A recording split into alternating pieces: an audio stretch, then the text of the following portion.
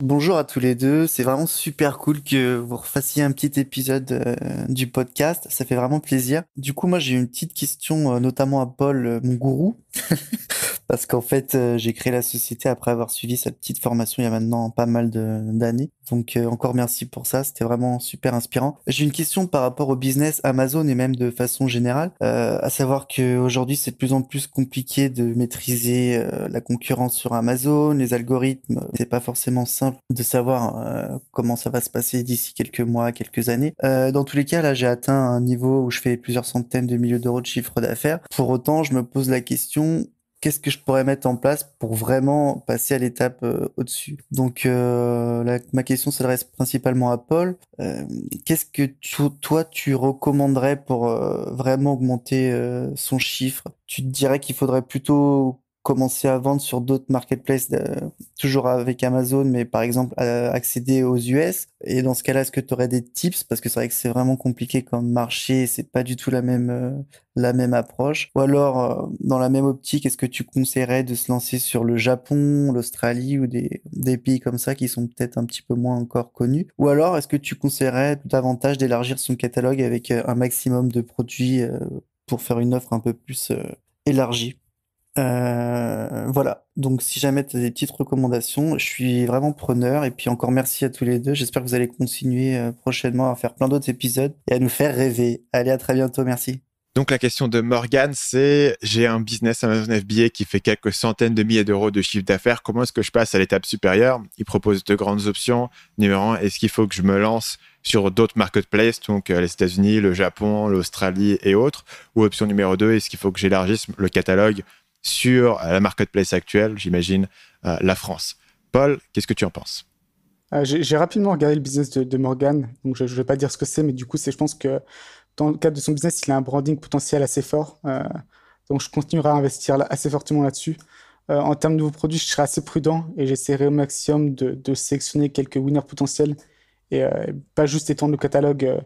Je dirais plus vertical que horizontal, quoi, en gros, à ce niveau-là. Et je pense que c'est un truc que je me conseillerais et qui actuellement est le cas, c'est que ce qui est intéressant avec Amazon, c'est que tu peux construire aussi un produit, un produit proche du VOG, c'est-à-dire qui, 5 ans après, va continuer à se vendre. Et donc, je pense, ce serait un peu le conseil que je vous donnerais, c'est chaque produit que je lance, me dire que c'est un produit qui va se vendre au moins pour 5 ans, quoi. Avoir une vision un peu plus long terme à ce niveau-là. Et sur la question est-ce qu'il faut s'étendre à d'autres marketplaces, qu'est-ce que tu en penses? Alors, ça varie. Par exemple, Japon, c'est pas une marketplace méconnue du tout. C'est déjà très compétitif et il y a beaucoup de Chinois dessus. En plus, ils achètent des reviews et ils achètent beaucoup de reviews les Chinois et vu que les Japonais, eux, ils laissent que des avis négatifs. En fait, quand c'est positif, ils font rien. Quand c'est pas, ils sont pas contents, ils laissent un avis négatif.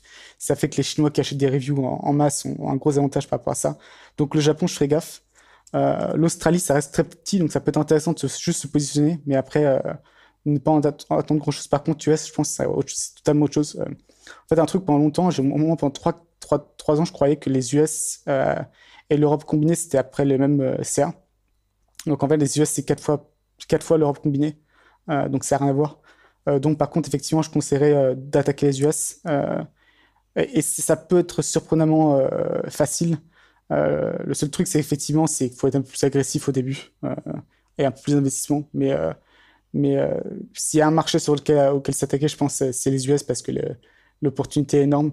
Et surtout, encore une fois, avec le branding potentiel qu'a Morgan, je pense que ça peut fonctionner. Donc, ce sera après mes conseils à ce niveau-là.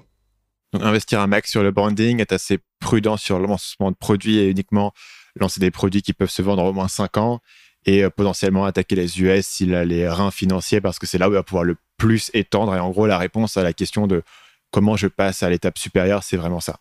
Effectivement. Ouais. Quelques produits clés où il met un seuil minimum de revenus euh, pour pouvoir y consacrer de l'importance et être sûr que le produit est très bien et qu'il va durer dans le temps. Et effectivement, les US comme un untapped marché pas tapé, euh, euh, marché à potentiel. Euh, c'est compliqué hein, aujourd'hui. Hein. Est-ce que je sais plus, Pas j'étais comme ça avant exploité. aussi, mais Mais ça a toujours été sais, ça a toujours été comme ça. Ça a toujours été la grande tradition de nomade digital de un mot sur 4 et en anglais.